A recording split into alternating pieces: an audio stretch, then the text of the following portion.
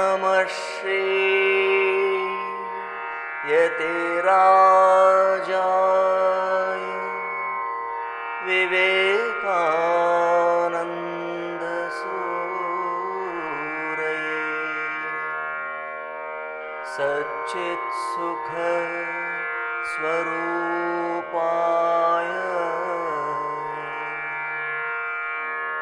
स्वामिने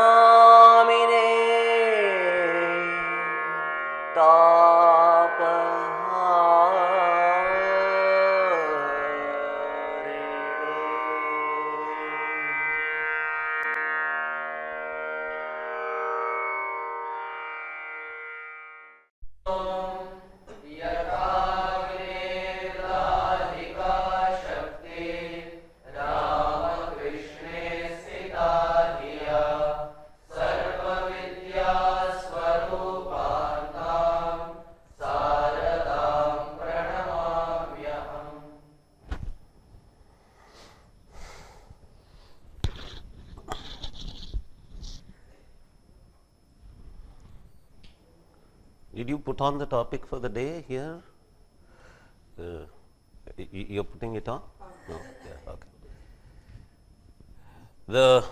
I think, as far as I remember, the topic that has been decided for today is Ramayana othering, Mahabharata brothering. This title, as I have already told you, comes from the statement, classic statement by our favorite Sheldon Pollock.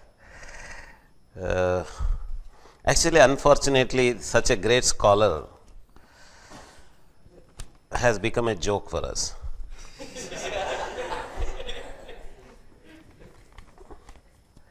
What can we do?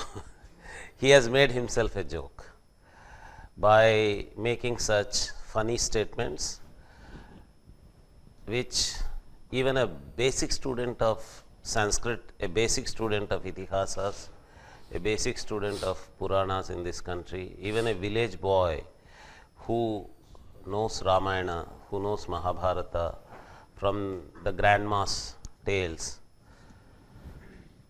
Knowledge of Ramayana, knowledge of Mahabharata, for Indians, it's not any great MA Sanskrit knowledge or MA literature knowledge. It is bedtime tales, right? People use the word bedtime tales. Bedtime, at the time of bed, grandmas narrate stories. So from that age, from the cradle age, from the very birth of us, we know these stories, stories of Ramayana, stories of Mahabharata. But you probably do not know that there is a section of this country, section of youth of this country, who are getting so alienated from our culture that they do not know anything of these things. My life has been very interesting. I went on moving from place to place for different careers. Not that I was in search of job or livelihood. Somebody invites me, we are starting some new thing, please come and help us. I would go. I get tempted that, oh, something very new is happening, I should go and help them. I went to this place called Flame. You might know it from the websites also. Flame, Flame, all caps. It's a very good university, still running in Pune. It's a great liberal arts university. I was telling you about liberal arts and liberal education, where actually they are not job oriented courses, they are acumen oriented courses, creativity oriented courses. Two Jain investors wanted to start that university with a very good intention of inculcating Jain ideas of non-violence and environmental protection and all that. But unfortunately, this liberal education, they thought, is a very expensive affair. So they made the fees very high. Because the fees was very high, only affluent people applied for the courses. And because it was the beginning, most of those who applied for the courses were those who were known to them. These are Gujarati people. Usually they are confused for Marwadis. Gujaratis and Marwadis are two different kinds of people. So those people, those Marwadi, Gujarati kind of people, all around, this is in Pune, they came from Bombay and vicinity areas. Majority of them have come from elite sections, elite families, rich families, Bombay culture, and they were all sitting in the classes. Some of them are from IB schools. You know IB schools? IB schools are international syllabus schools, international vernaculate that is called. So these schools have syllabus which is comparable to America and other countries. Families which want to send their children directly from after intermediate to UG America, they send their children to these schools. So those children also were sitting in the class, and I was supposed to teach them all kinds of subjects. Then they came to know from my CV that I teach almost every subject. Then they started saying, you teach this, teach this, teach this. They wanted me to teach history also to them. I went into the classes. You may be surprised, those students of that age also, they were all interested in stock markets. How to invest in stock markets, capital markets, shares, ups and downs, only that. I went and started teaching them history, and I wanted, in that class, I wanted to teach them the difference between mythology and history. For example, Ramayana is mythology, Mahabharata is mythology, it's not history. I wanted to tell them this is not history, history is different. So I wanted to tell them the difference between mythology and history. I started off in the class, I said, you might be knowing Ramayana, you might be knowing Mahabharata, but that is mythology, this is history. Then I asked them, how many of you know Ramayana? No hands rose. No one knew Ramayana. Slowly one of the girls raised her hands. She said, I know Ramayana. Then everyone in the class started saying, wow, you know Ramayana? Please tell us, please tell us. Then she started saying, it must be the story where Duryodhana fell in love with Radha. Duryodhana fell in love with Radha.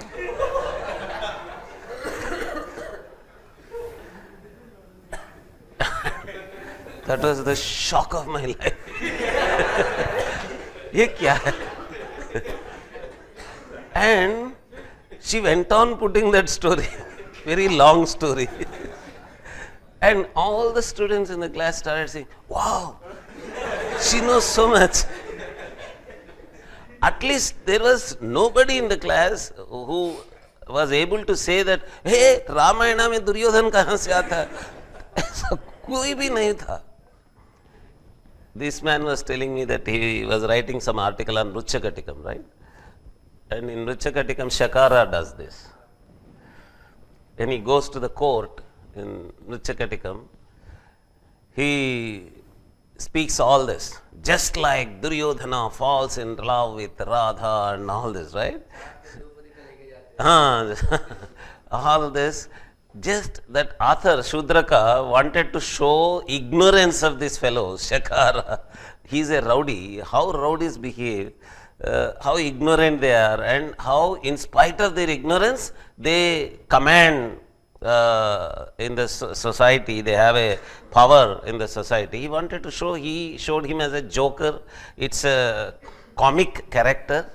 That's okay. But Indian youth, coming to the stage of Shakara in terms of knowledge is actually, I was completely aghast. This I never expected would happen in this country, but it is gradually happening. So luckily I am speaking here where you know Ramayana, Mahabharata. Not only you, generally any traditional Indian, not because you have studied MA Sanskrit, any Indian in general, any even Bengali who doesn't even go for Sanskrit or Bengali literature or Bengali language, even if he goes for BTech or medicine, he knows Ramayana, Mahabharata very well. All general public knows. So, Sheldon Pollock to imagine that he is there to interpret Ramayana, Mahabharata for us is too much. We know Ramayana and Mahabharata, we have understood it correctly, and we have been analyzing it from time to time, from generations. We know how to interpret, how to understand Ramayana and Mahabharata very well. All that he can do is ask us to teach him Ramayana and Mahabharata. That's all. He cannot say, I am interpreting Ramayana and Mahabharata to you. But where did he get these guts to do this? Do you know that there was a very sensational incident? Infosys, you know, this organization, its investor is Narayana Murthy. One investor from Bangalore, Narayana Murthy is its investor. He invested money in that. Through Infosys, he earned thousands of crores of rupees of money. And his son, Rohan Murthy, like you, he is a young man. He was, now he must have grown older. As a young man, he went to Harvard. And there he attended one of the classes of Sheldon Pollock. There Sheldon Pollock was talking about Ramayana. There is a very interesting way in which Sheldon Pollock talks about Sanskrit or Ramayana or whatever. He always uses double tongue talk about these things. At the one level he says Sanskrit is a sweet language. At the other level he says Sanskrit is toxic. It is poisonous. With regard to Ramayana also, his statements usually are, Valmiki is a great poet, beautiful poetry. It's a great kavya. What rasa, what alankaras. Oh, his Sanskrit is the most beautiful Sanskrit. But Ramayana is a dangerous book. What is this? It is sweet but dangerous. How? Why is it dangerous? Because it is oppressing communities. It is oppressing communities. So this fellow, this Rohan Murthy, he attended these classes and he attended only that part where Sheldon Pollock was praising Ramayana. It's a beautiful poem, it is this, it is that. Then he immediately got impressed by him and came out and said, Sir, I am so impressed. Being a white man, you know so much Sanskrit. That itself is something great. On the very first day I told you this. Our fascination for white people is that they are at least saying some Bengali word. Amra. अरे आम्रा बोल दिया, भगवान है. आम्रा बोलने से भगवान नहीं बनता है ना. बंगाली तो बहुत कुछ है. आम्रा बोल देते हैं, हम उसको भगवान समझ लेते हैं. ये हमारी बड़प्पन है. अपने में, भारत लोगों में, भारतीय में एक बड़प्पन है. अतिथि को मर्यादा देते हैं. ये समझने लगा कि ये बहुत बड़ा स्कॉलर है. This Rohan Murthy said, you are such a great scholar. He said, I did not know Ramayana before you told me this. You are such a great scholar. This is what is happening to many children, even in United States. Our own Indians have gone there, settled there. Their children are alienated from our culture. When they hear these white people speaking at least a Rama, this fellow goes back to his house and asks, oh, who is this fellow Rama? And his mother says, okay, I'll tell you Ramayana. Then, oh, I saw a white man narrating the whole story of Rama. Oh, very interesting. And that becomes a great story for him. And he starts worshipping these white people. This white man starts giving him, for example, analysis of say Aryabhatta. Okay, Aryabhatta. And this man thinks, oh great, he knows Aryabhatta. I do not know. whatever you do not know, if someone is speaking, he becomes a worshipable object. And the same worship they have been receiving from many Indians there. That made them arrogant. They started feeling that, oh, see, these Indians, they do not know anything about their own culture. Here we are to teach them their culture. But that was their ignorance. They do not know that there is one Ramakrishna University where all kids are greater scholars than Sheldon Pollock.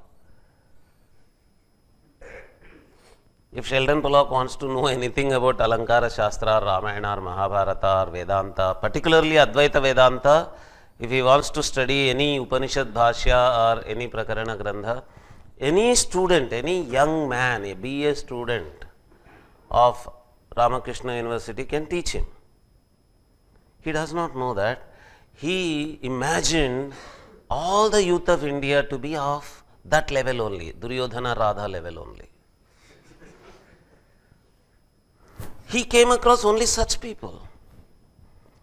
They started praising him. They start praising them. Oh, you know so much. Oh, you know so much. They know, but they are strangers to this. We appreciate them when they learn our material. Naturally, we appreciate. For example, if someone from England comes and says Rabindranath Tagore, oh, we are so impressed. Oh, at least he is able to pronounce Robindra as Robindra, not Ravindra. Right? Oh, interesting. That's it. That does not mean he is a great Rabindra scholar. Rabindra को तो बंगाली ही समझ सकता है. गीतांजलि का अर्थ, गीतांजलि जिसका translation हुआ English में, वो रविंद्रनाथ ठाकुर स्वयं किए थे. फिर भी रविंद्रनाथ ठाकुर कहते हैं in one of the lectures in China, he says my own English translation of Gitanjali did not bring out all the beauty of my original Bengali Gitanjali. Original Bengali, not actually one book, it is Gitanjali, Gitavali, Gitamalya, 3 books in Bengali. From all the 3 books he collected gems of the poems and then translated them into English into Gitanjali. He himself said, my own English translation did not bring the whole beauty. So, for a Bengali, only the original Bengali Gitanjali is the beautiful thing. But even if a foreigner says, okay, I understood Gitanjali to some extent, we respect them, we love them, because at least they understood to that extent. But if they start thinking that they are the only Rabindra scholars, they are the best people to interpret Rabindra for us, that is too much. We don't accept it, right? But that happens when, see, on V channel one day I saw a show where the anchor was walking in the streets of Kolkata and was asking, who is the author of Janagana Mana? Many of these younger children of Kolkata, they did not know. Who is the author of Anand Mat? Who is the author of Vande Mataram? No one in the streets was answering. These younger kids, with the long hair and backpack and all that, they were all walking in the street. The anchor goes and pushes the mic in front of them. Who is the author of Janagana Mana? He says, and goes away. They do not know anything. Basics of their culture. They are Bengalis. Bengali children only. But modern children. Completely alienated from our culture. About basics of Bengali literature also they do not know. And the most famous books like Vande Mataram or Janagana Mana or Gitanjali, they do not know. So if people like Sheldon Pollock come across such kids, they get the impression that we are all like that. The entire India is like that. And they get the guts to interpret the books the way they like, and they did it like this. Okay? So, this answer I was giving you, how dare they are to interpret Ramayana for us, which we know already very well. Why should they come and interpret the books for us? That is your question, I know. that is hanging in your minds. Then I wanted to answer this question. All kids in India, or from Indian families who settled abroad, they are not like you. They have been alienated from our culture. So they are giving impression to those people that they do not know anything. But we have a respect for them because they are our atithis. Out of respect we say, Sir Professor Sheldon Pollock, you are a good scholar. You have learned Sanskrit, my language. I respect you. But after that, if he starts teaching us, then we say, Sir, this is too much. You have learned. I just said, you know Sanskrit, that is okay. You are a good scholar of Sanskrit, that's okay. All this is fine. But तुम तो मेरे university में जो Sanskrit professor मेरे हैं उनसे भी बड़े नहीं हो सकते ना. हमारे नागराज भट्ट जी से बड़े स्कॉलर तो हम अपना ही हो सकते हैं. इधर तो अच्छे अच्छे स्कॉलर्स हैं हमारा रामकृष्ण यूनिवर्सिटी में, उनसे तो कोई Western professor of Sanskrit, he cannot be greater because he has come out from outside, he has tried to understand to the best of his ability. Okay, चलेगा, वहाँ स्टॉप होना चाहिए, उससे आगे नहीं जाना चाहिए, है ना. तुम उनसे भी अच्छा संस्कृत जानते हो, ये तो कॉमन सेंस है. हाँ, मेरा लैंग्वेज है, मैं तो अच्छा संस्कृत जानता हूँ उनसे, है ना. सब लोग यहाँ के सब लोग उनसे अच्छा रामायण जानते हैं, अच्छा महाभारत जानते हैं. हम अब जाएंगे क्या बोलते हैं रामायण के बारे में. He says Ramayana is alienating certain communities as outsiders. Other means outsider. This vocabulary, as traditional Sanskrit students, you should know how in modern sociological analysis they use these words, self and the other. This is the pair of words they use, self and the other.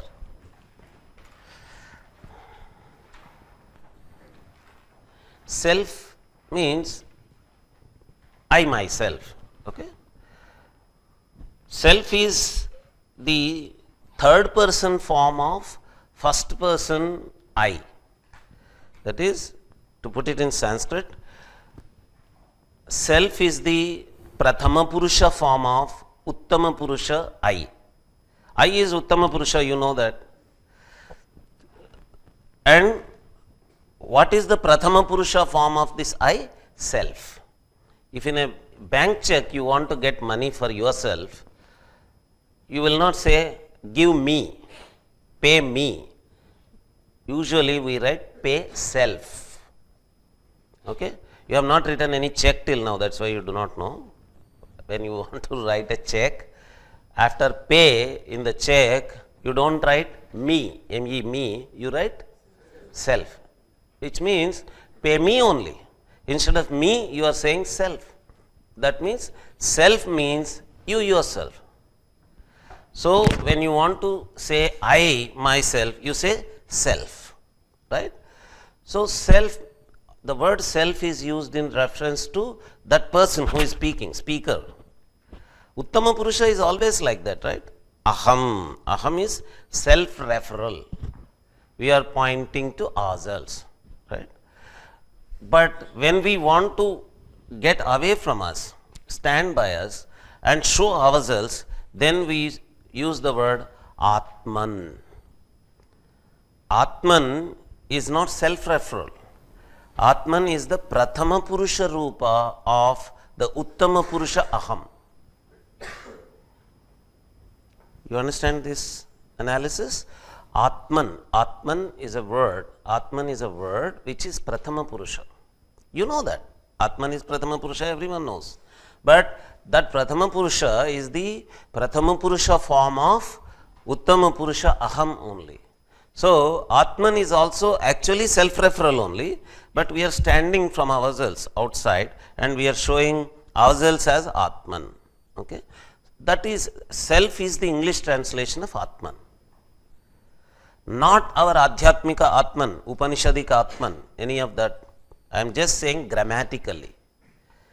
just as a grammatical word, there is just a word called Atman. Don't take any Vedantic meaning of Atman in that. Don't go anywhere deep into any Vedantic perspectives about Atman, whether Atman exists or not. Just as a grammar, just as any Sanskrit word, Atman is self. Okay? And in modern sociological and political analysis, what they do is they take these two words, the self and the other. They say, whatever you think about yourself, your identity, they use the word identity. Okay? This identity, whatever you tell about yourself, is yourself. That is called yourself. So, you, for example, you say that I am a Sanskrit student, that is one aspect of yourself. If you say I belong to a caste among Bengalis, a certain caste, whatever caste you mention, that is called, for example, I belong to the fishermen community. Okay, so that is a self, yourself. Okay, I am a male is another aspect of yourself. So there is, when you say I have this self, in yourself you have your caste identity, your gender identity, your educational qualification identity, you have many such aspects included in yourself. Then how is this self recognized? Either your own understanding about yourself or what others tell about yourself. For example, if others keep telling you, you are an intelligent boy, then you develop that self, that I am an intelligent boy. Usually you don't say that to others, you have that feeling that I am an intelligent boy.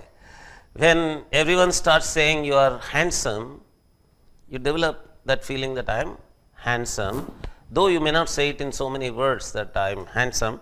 There, out of vinaya, out of obedience, what you say is that people say that I am handsome, right? You don't want to say that I am handsome. People consider that to be arrogance. So you generally say that people say that I am handsome. So this is the self given by others. But there is a self that develops out of yourself. Your own understanding of yourself. That self is also there. And this self comes from understanding the other. The other means, for example, you consider yourself to be a male. Because you are male, that is one way. You are not a female is the other way also. You don't have any features of the female, that is why you are a male. You distinguish yourself from the females, that is how you identify yourself as a male. And you identify yourself as a fisherman because you find those features in you which are not there in non-fishermen communities, all other communities. That way also you identify yourself, right? So when you try to understand yourself, you are trying to understand the other also. The other is giving you yourself, your identity, and you are understanding yourself in terms of the other. This process goes on. This is quite natural. But what these contemporary modern sociological and political analysis books do is that they analyze how these selves are getting built into people among say Indians or Americans or whatever.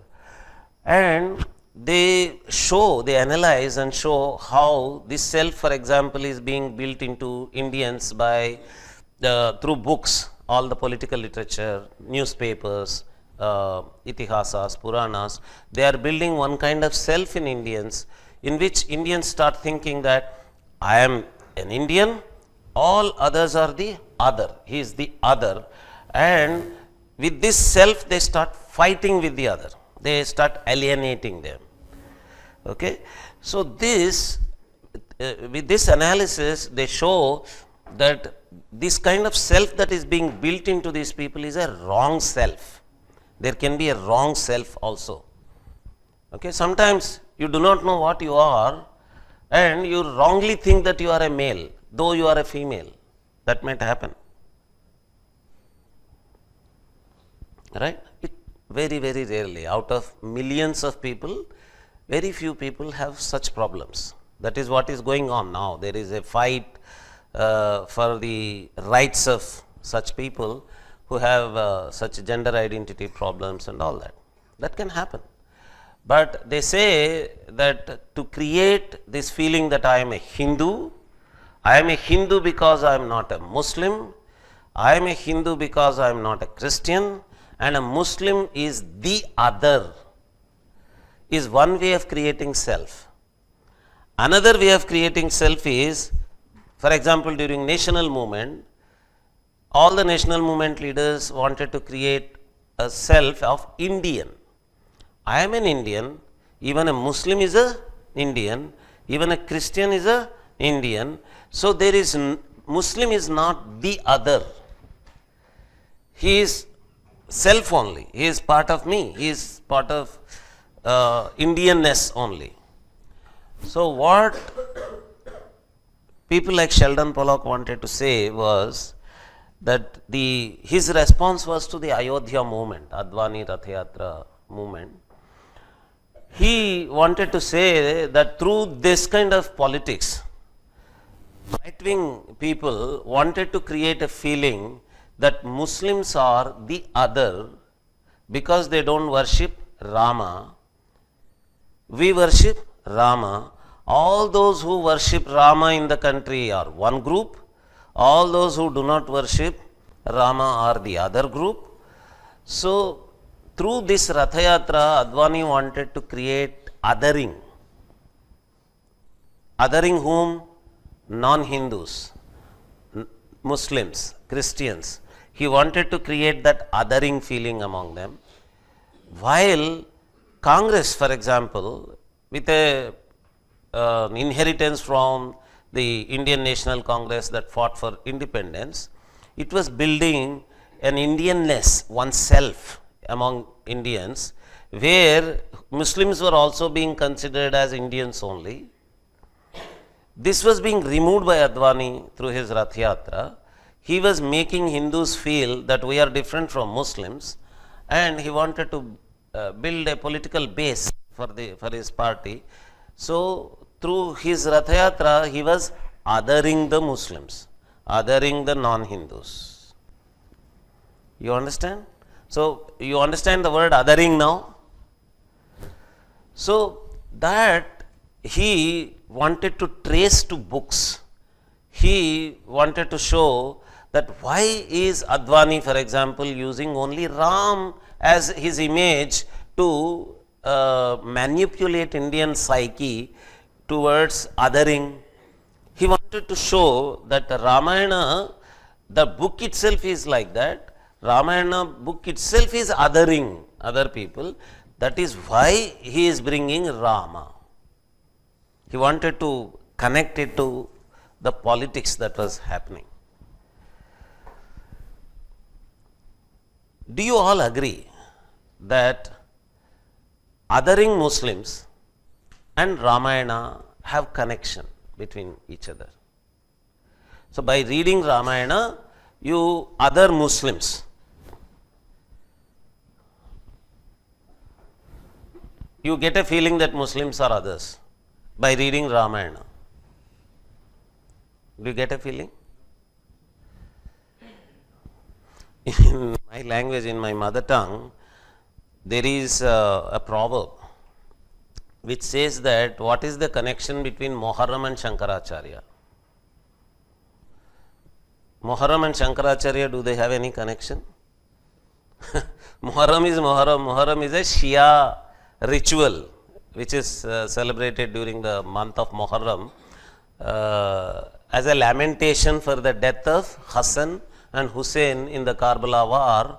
They lament during the mourning days. They perform. We should not say celebrate because it's not a festival. Though Hindus by mistake call it festival, it's not a festival. They are mourning days. So it seems somebody said that actually this is being performed because of Shankaracharya, then people started saying, what is the connection between Shankaracharya and Moharam? So same is the question, what is the connection between Ramayana and othering the Muslims? See, if Muslims are getting othered, they are getting othered even in America. For example, after the WTC incident, people started getting afraid of Muslims and they started mistaking even Sikhs for Muslims and started attacking Sikhs. Because Sikh dress is very similar to the dress of Osama bin Laden or Taliban's or whatever, they started mistaking them for that. And all over the world, there has been an anti-Muslim upheaval that could be wrong, because all Muslims need not be terrorists and all Muslims need not have allegiance to either Osama bin Laden or ISIS if it is today. That's a wrong identity, but that is happening. That happens in society. When there is an incident where a certain community person commits some violence against you, you start developing a feeling that all this community is like this, and you probably start developing the feeling of othering by as a response to that. That has nothing to do with Ramayana. You understand? So if there is any othering that is happening in the society, it has other roots. The roots of othering that is happening towards either Muslims or Christians or any other thing, that has a different story, that has a different origin, that has a different analysis, that need not be connected to an itihasa or a kavya or a purana called Ramayana.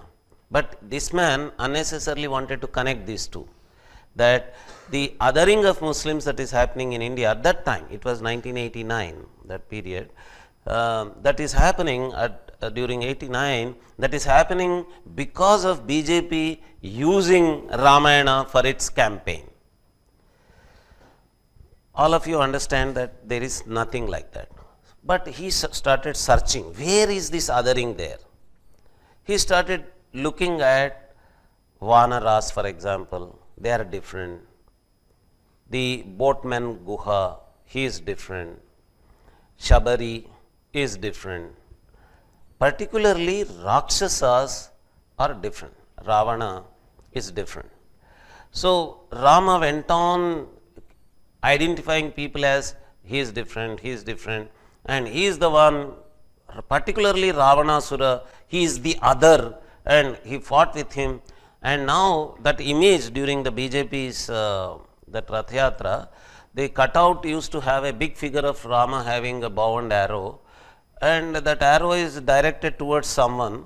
Who is that someone? The other. Who is that other? Ravana. And who is the Ravana? Wherever you see some enemy somewhere, he appears to be Ravana to you. If even an intermediate student or a plus 2 student, pre-university student is asked about this, he would say that almost all stories have heroes, almost all stories all over the world have villains, and almost all heroes have a bow and arrow, and almost all heroes direct their arrow towards the villain. So almost all the stories in the world are othering, right? Whom are they othering? In every story, villain has certain characteristics. Whatever ideology is built into that story, based on that ideology, self and the other is created. That is, the hero and the other is created, right? For example, if there is a Marxist story, in that a rich man is always shown to be a villain, a poor man is always shown to be a hero. And a poor man is a victim. As a victim, he becomes a hero and he revolts and kills the rich person. So that this Marxist book is othering the rich person. It really is doing. It really is othering the rich people, because if you keep reading Marxist novels and Marxist story books all the time, you start developing a feeling that rich people are always bad people. And if there is a Dalitist novel, in that a Dalit is a hero. Dalit is always a victim. As a victim, he revolts and he becomes a hero. And upper caste person, particularly Brahmins, they are shown as the villain in the story. And if you keep reading such literature, Brahmins get othered from you. They develop the othering feeling in you that Brahmins are the other people. Right? This is there all the time in all the books. But when you read Ramayana, does something like that happen in you, that certain people are Ravanas? I am able to see Ravana here, I am able to see Ravana here. Traditionally, it never happened. Ramayana never had an ethnic implication. That is, we never saw a caste, a particular caste as Ravana caste, and we never saw a particular caste as a Rama caste. We always looked at these itihasas, unlike Marxist literature, unlike Dalitist literature, we always followed these books as character fights, character types fighting with each other, one character type fighting with another character type. So, when we see Ravanasura, we don't see Ravanasura in a particular caste or religion or community or any such thing. We always look at Ravanasura features in a person coming from any caste or any religion, any community of the world, any race in the world, any part of the world. We may have a person who is highly scholarly like Ravanasura, valorous, a great Veera like Ravanasura, but misusing all that scholarship, all those abilities and all the Veeratva for some wrong purpose. For example, troubling a married woman. A married woman has been kidnapped by him and he kept her captive with him and he was troubling. If someone does that kind of a thing, that personality type is being looked at as Ravanasura. In India, we never had this habit of looking at a certain community belonging to the villain's heritage. So, this community people are Ravanasura community people. We never had this. Nowadays, they are doing this to Mahishasura story also. They are trying to say that certain communities are Mahishasura's community people. They have the legacy of Mahishasura, and Devi, he belongs to certain other community. So, those who belong to the community of Mahishasura, they have to worship Mahishasura. Do you know that this happened? Do you know that this happened? Fortunately, you do not know. If you knew, you would have been completely felt very, very bad about this. Actually, when there were some incidents in University of Hyderabad, one Dalit student committed suicide and there was all discussion in the parliament. Smriti Irani, then Education Minister, HRD Minister, read out pamphlets that were distributed in JNU, in which there was a description that please all of you forgive me by using such words, but they are there in the pamphlet. I am not using, even I am actually offended to use such words. In the pamphlet they said Devi Ma was a prostitute who was sent by Devas to kill Mahishasura, who belongs to the Santhal community, tribal person. So now Santhalis, the tribal people of Bengal and Jharkhand and Assam, they are spread all over. They should take revenge against Devi Ma. And because she came to cheat him and kill him and sent by the Devas, and they should start worshipping Mahishasura.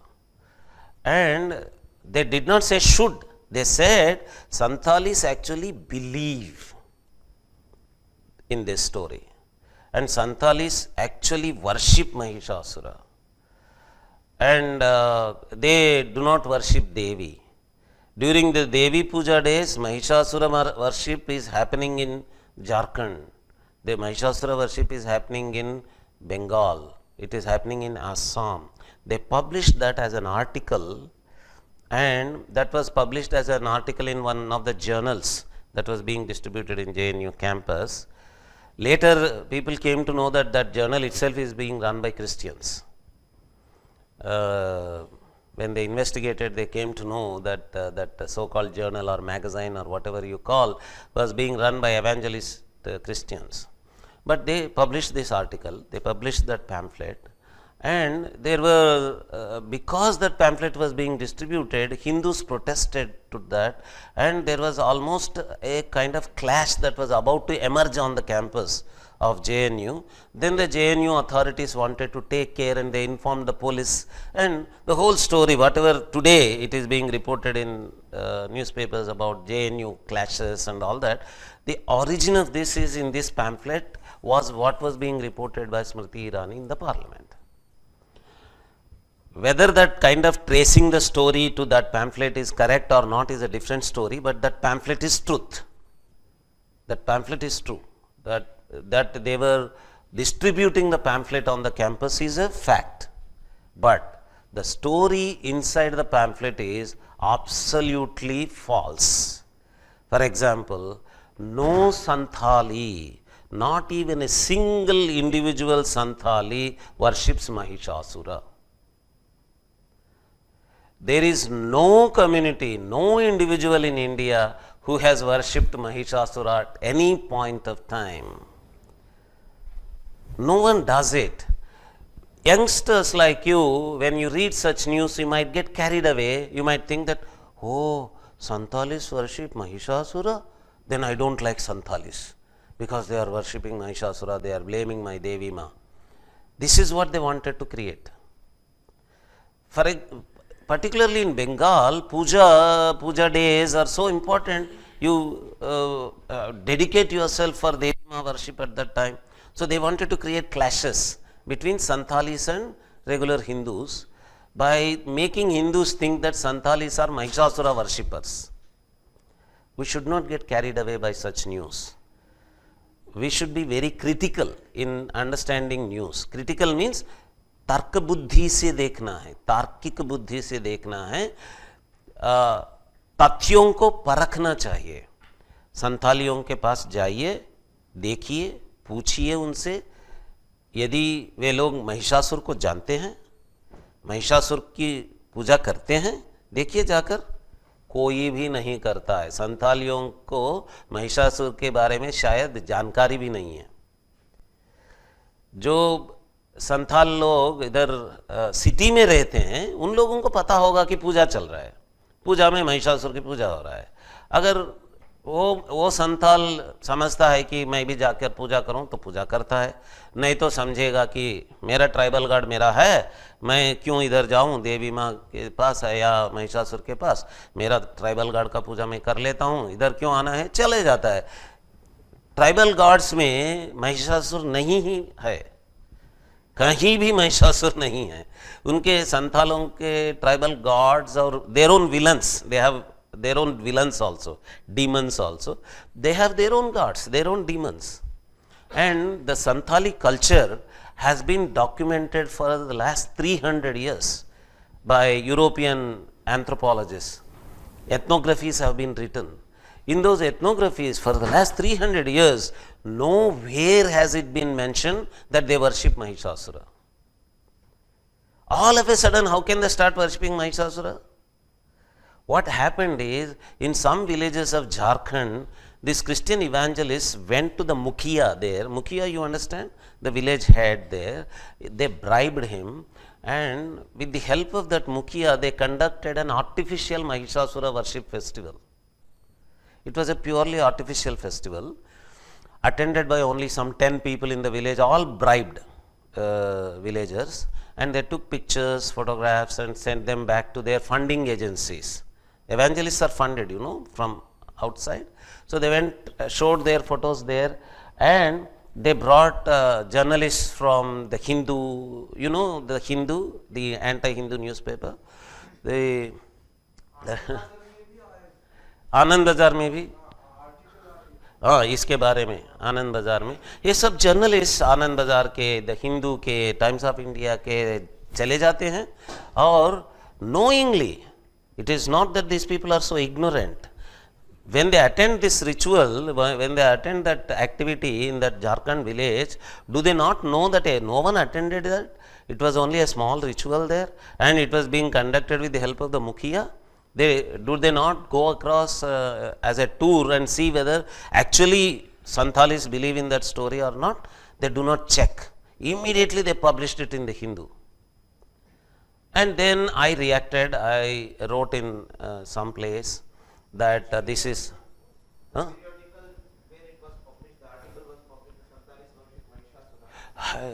Unfortunately, I don't remember it. It is not on the top of my head now. I'll. Outwardly, it is not told that it is run by a Christian evangelist group, but it is actually run. I'll give you all the details. It is actually circulated on the campus of JNU. In that they published this article, but not only that, he is saying Anand Bazar also published it, and I saw it in the Hindu also. So not only that evangelist magazine, they published it all over. There is a deliberate strategy of creating fight between Santalis and general Hindus.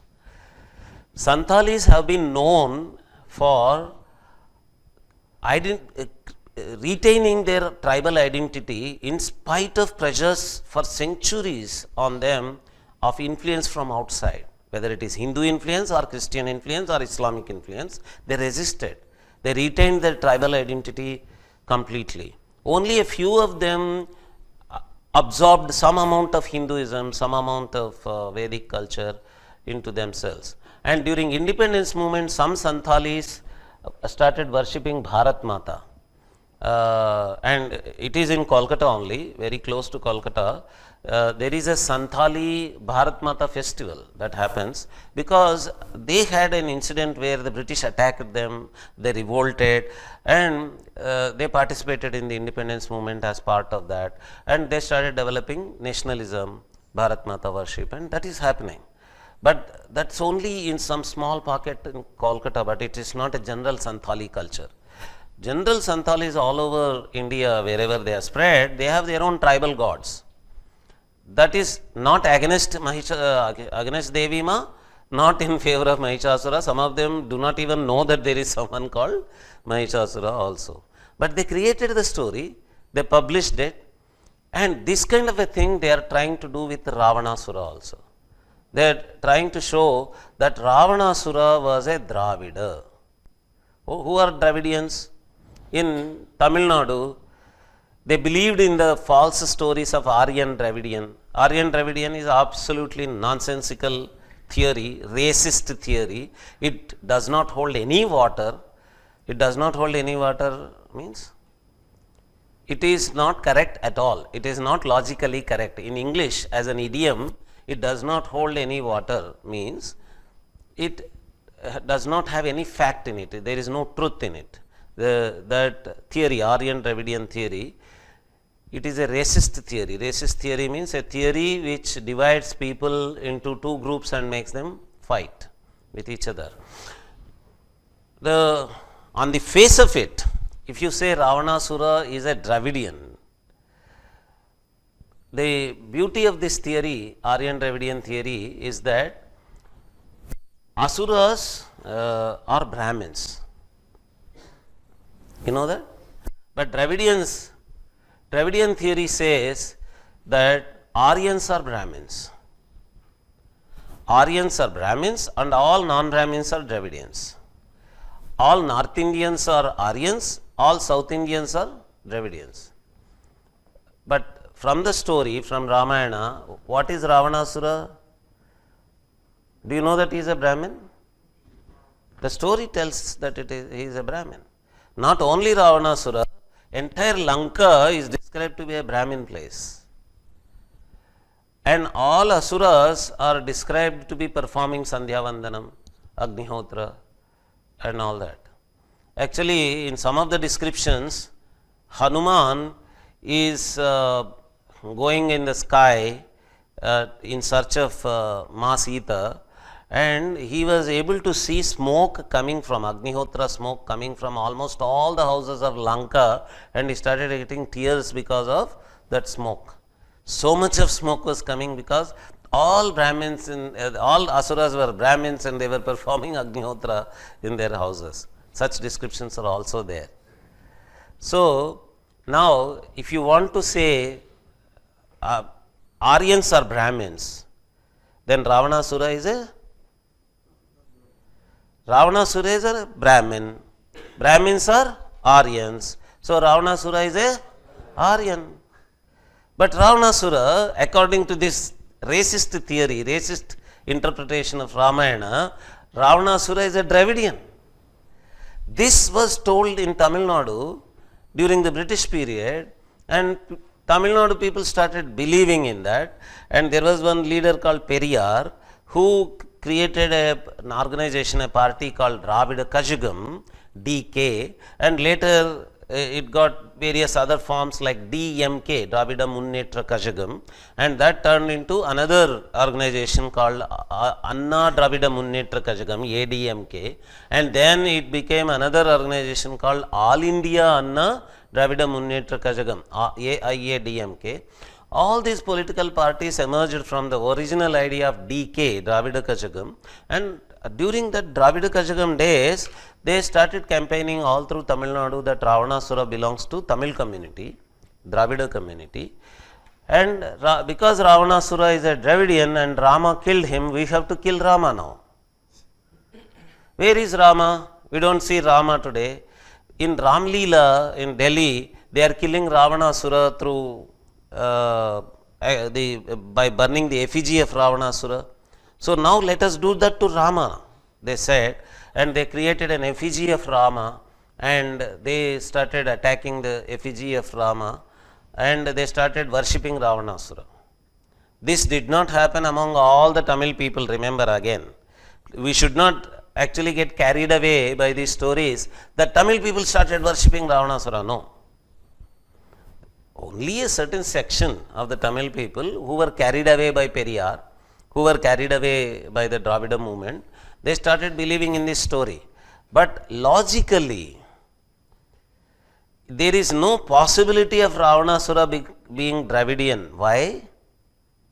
According to Aryan Dravidian theory, which is a false theory, for the sake of Purva Paksha, at least just for the time being, let us agree that there is Aryan Dravidian divide. So these Dravidians have to be non-Brahmins, but Ravanasura was a Brahmin. So there is no possibility. And where do you get the evidence that Ravanasura is a Brahmin?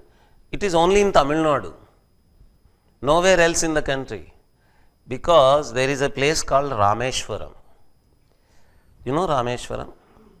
And the belief among the pilgrims who go to Rameshwaram is that Rameshwaram is a place where you can get rid of your Brahma Hatya dosha. Okay, how can you get rid of your Brahma Hatya dosha? Because Rama, who incurred Brahma Hatya dosha by killing Ravanasura, got rid of it by sitting in Rameshwaram. He created a Saikata Linga there. You understand the word Saikata Linga? A linga made of sand that was created. He worshipped it there in Rameshwaram, and by worshipping he got rid of Brahma Hatya dosha. Because Rama got rid of his Brahma Hatya dosha by worshipping Saikata Linga that was made by him in Rameshwaram, if we go there, we also get rid of our Brahma Hatya dosha when we go to Rameshwaram. This is the belief. All over from Kashmir, from Assam, from Gujarat, people travel as a pilgrimage to Rameshwaram, and at Rameshwaram the Pujari tells you, oh, come, I'll send your Brahma Hatya dosha out from you. You will say, I did not incur any Brahma Hatya dosha. Still come, I will pour 21 buckets of water, and it is a ritual there. So anyway, we are getting good water. Some bathing people, pilgrims sit there and they get the bathing. But actually that was originally meant for menopause women.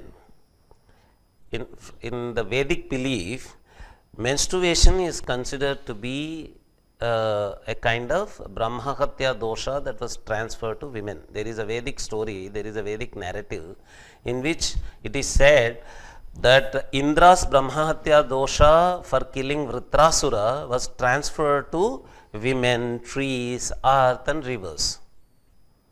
So, that Brahmahatya dosha exists in the women in the form of menstruation. So, at the time of menopause, all that Brahmahatya dosha has gone as a symbol of getting out of that Brahmahatya dosha of menstruation. Menopause women used to go and bathe, but now it has become a regular routine ritual. Everyone goes and gets that bathing and says, I am getting rid of Brahmahatya dosha. That's a fun, that's a different story. But if you go to Rameshwaram, how Brahmahatya dosha is going, Tamil people themselves, it's a Tamil place, Tamil people themselves believe that there was a Brahmahatya dosha. Why Brahmahatya dosha? Because Ravanasura was a Brahmana. So, Tamil people know that Ravanasura was a Brahmana and Brahmanas have to be Aryans. So, Ravanasura has to be Aryan. Because Rama was a non-Brahmin, he has to be Dravidian. Dravidian killed Aryan. So, Ramayana has to be the story of a Dravidian killing Aryan. But Rama is Aryan because he comes from North India. So, North Indian, Aryan, Brahmin, Dravidian. How can you connect? They get completely lost in this and then get finally satisfied that, Arey, Periyar sollirukkarthane. So, Periyar has said this. So, I have to kill Rama and I have to worship Ravanasura. They just blindly followed him. This othering using Ramayana was done by Dravidian politics. Othering using Ramayana was done by the British. Othering using Ramayana was done by Justice Party. It was done by Dravida Kashagam, but not Ramayana. Ramayana by itself never did this. You understand what I am saying? So, othering, that is making some people feel that you are different, was never done by Ramayana itself. Ramayana, whether it is Ramayana or Devi Ma's Mahishasura story, we never believed that Mahishasura belongs to a certain community, an actual tribal community anywhere in the world. Whenever the Mahishasura story is narrated, we say that Mahishasura is in us.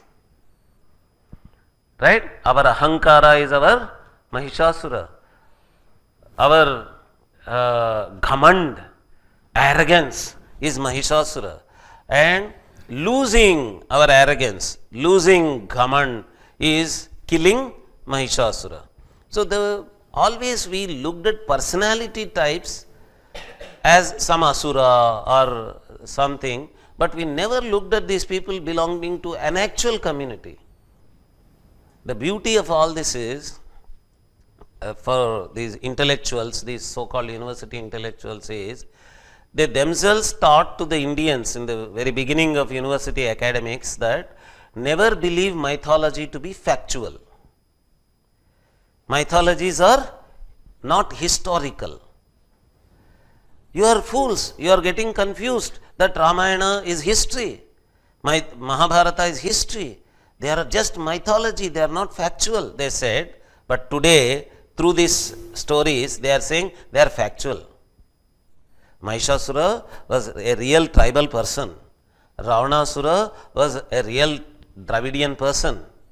Is it not contradicting their own theory that mythologies should not be believed as historical? No educated audience of the Hindu, the Times of India or the Hindustan Times or Anand Bazar Patrika, they put this question to them. Hey intellectuals, you told us that these are not factual, these are not historical, these are just mythology, and today you yourself are coming and telling us that these are factual stories, they belong to a certain community, we are able to trace the history from mythology. You are saying this is absolute contradiction, it is self-contradiction, svavachana vyaghata. Huh? There is Svavachana Vyaghata in what you are saying. We are not saying this because the logic that there is Svavachana Vyaghata and all that is taught here to you in these classes. But the general public in India are not taught logically. The Tarka, the Nyaya, the Vada Paddhati, Hetu Paddhati that is being taught to you here in MA Sanskrit, in BA Sanskrit, this logic is not being taught outside in general society. General society is not so capable of critical thinking. That is why they don't question. But at least you are trained here. You are trained in Nyaya, you are trained in Vada Paddhati, you are trained in Tarka. So you should know that this is Svavachana Vyaghata. What is this Purva Paksha?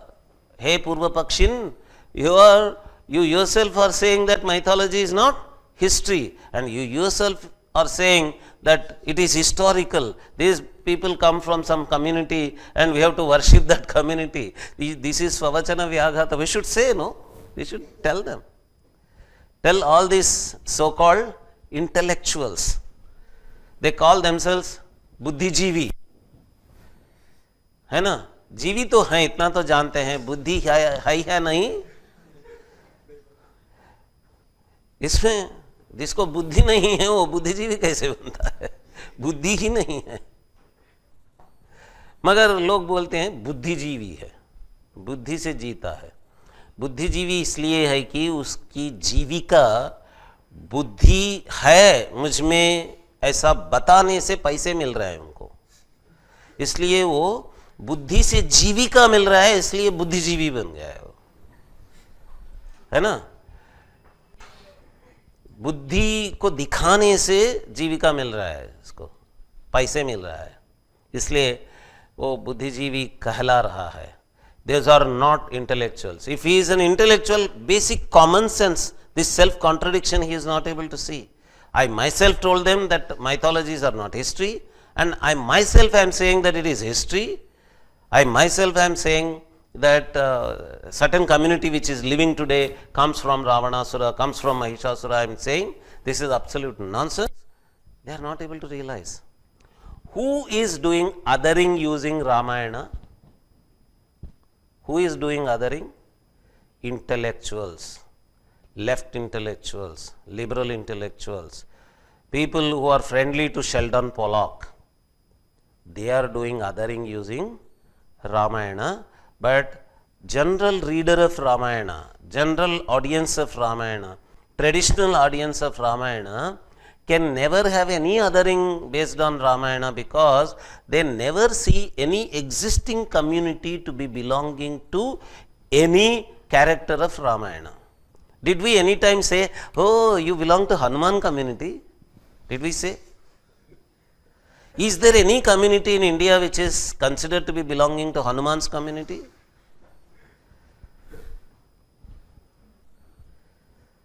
Or Sugriva's community? Or Vali's community? Or Shabari's community? Or Guha's community? Actually, bhaktas, when they look at Guha, they don't look at him to be a boatman. Most of the bhaktas consider themselves to be the Guha. Actually, whenever we look at that story, Guha's story, we feel as though, how I wish I would have been Guha. Right? When we read the story of Shabari, we feel, how I wish I would have been Shabari at that time. We don't look at the tribal nature of Shabari in that story. We look at the bhakti of Shabari there, and then we generally in all the stories which came later to Ramayana, in all the poetry, in all the lyrics, in all the kirtanas, in all the bhajanas, what we say is, Rama, you accepted the eaten fruit, half-eaten fruit, jhuta fruit from Shabari, so I am confident that you can accept my mistakes also. Whatever I am offering to you, you can broad-mindedly accept, because you are such a broad-minded person. You can accept jhuta phal from Shabari, then you can accept anything from me also. These are the poetic lines we found in many lyrics, in many bhajans that came after Ramayana, and that is the feeling we have, right? When we look at Hanuman, we look at the Dasya Bhakti in him, and we feel that how I wish I had the opportunity to be a Dasa of Hanuman, of Rama, like Hanuman. For example, if you are doing Tarka also, if you are doing Udayana, for example, he says, I defended Jagannatha, I defended Bhagavan. You know that? The Tarkika, Udayana says in one of the verses that, hey Jagannatha, you are not giving me darshan in this temple in Puri. He was standing in the queue, because they did not recognize that he was a great scholar, they did not give him a special darshan. He was standing in the queue and he was completely pissed off, he was very angry. Then he said, Jagannatha, you are not giving me darshan here, tell me who defended you when Buddhists came and attacked and said you were not there. I was the one using my tarka, I defended and proved your existence. That's a beautiful poetry actually. There is he was not very serious in saying that. It is just a joke, but angry joke. Out of anger, he was saying this, I established you. So all of you, when you do that, when you use your tarka, when you use your Vedantic tarka, when you are actually doing understanding of Paramatman, then you might also consider that I am doing it like Hanuman. This is Dasya for Hanuman. Literally, let me tell you, when I am doing all this in front of you, talking about Ramayana, I consider that this is a seva. I am doing a seva, and this seva I am doing like Hanuman, Dasya, as his instrument, as his soldier. He has sent me as a soldier to this campus. He has asked me to fight in behalf of him or carry a message in behalf of him. So then I always consider myself to be a Dasa of Rama, Dasya Bhakti, as an instrument of him. So we don't see Hanuman as a person belonging to an ethnic group. We consider him to be a personality type, and that personality type, if there is a bhakti interpretation, bhakti type of personality. If it is not bhakti, for example, for Arya Samaj people, Ramayana is not a bhakti story. It is an itihasa of a great hero called Rama. Okay, even that way they don't see that to be belonging to a certain community which is existing today. They don't say these are Rama community people, these are Hanuman community people, these are Ravanasura community people. That never happens in India. So Ramayana does not alienate or other, it does not do othering of existing people. It definitely others. Others what? Others a personality type. Right? Others a personality type and tells that your personality type cannot be that personality type. If that personality type develops in you, please send it out. Please send Ravanasura out of you. Please send Ravanasura personality type out of you. That is what it is saying, and this understanding I need not tell you standing in front of you. This is a common sense, even a Gavara Indian, rural Indian knows this. Actually, I am just reminding you that this is how we understand Ramayana, but I am not giving a new interpretation of Ramayana here, because that is common sense in India. गांव में भी गए तो पूछे तो रावणासुर के जाति के लोग किधर हैं, हंस पड़ते हैं, बोलते हैं कि पागल हो क्या, रावणासुर के जाति के लोग किधर रहते हैं, राम के जाति के लोग किधर है, बोले तो क्या बोलते हैं, राम के जाति के लोग तो हम ही हैं, रावणासुर के जाति के लोग तो एक जो दुष्ट होता है वो रावणासुर के जाति के है, दुष्ट आदमी होता है ना, गंवारा भी जानता है, ए ऑर्डिनरी मैन, प्राकृत आदमी, need not be very great intellectual, नैयायिका होने की जरूरत नहीं है, मीमांसक होने का जरूरत नहीं है, यूनिवर्सिटी प्रोफेसर होने का जरूरत नहीं है. Even a common man knows that Ramayana has never been taken as an ethnic fight before the British came here. It is only the British who started interpreting Ramayana in terms of ethnic groups. They created artificial theories now which are completely outdated. Let me tell you, Aryan Ravidian theory, no serious intellectual in the world today accepts it. Do you know this? Aryan Ravidian theory is not accepted by any serious intellectual today in the world, because race itself is now rejected. Race as a concept itself has been rejected. Those of you who are interested, who are not getting sleep or awake and are alert to my class, please all of you remember the word race belongs to the discipline called physical anthropology. Anthropology has two branches, physical anthropology and cultural anthropology. When I was speaking on the first day, I was telling you that I belong to cultural anthropology, and I am not a physical anthropologist. Physical anthropologists are biological anthropologists. They study skulls, they study bones, they study the biological aspects of human being anatomy, and they study paleontology. Paleontologically, they study human bodies and all that. So, that biological anthropology, physical anthropology is the discipline to which the concept of race belongs. And when they believed in race as an older theory, also even during those days, they never talked about Aryan race or Dravidian race. They talked about Caucasian race. Race means a biological grouping, genetic grouping. Okay, that means that you a group of people who have a common biological origin. Biologically, they come from the originally one certain community, and they have that common biological source. So that race, they believed that there was such a race, that is, some people in the world belong to one biological origin, some other people belong to another biological origin. They believed for some time. Even during those days, they never used the word Aryan or Dravidian in physical anthropology. In physical anthropology, when they believed in races, they used words like Caucasian race, Mongoloid race, Negroid race, and those races, but not Aryan race or Dravidian race.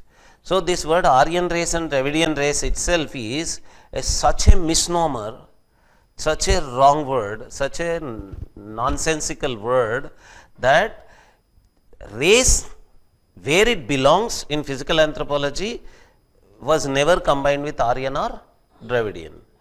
And today, that concept of race itself is discarded. In physical anthropology itself, today they believe that there is nothing like that, because there has been so much biological admixture.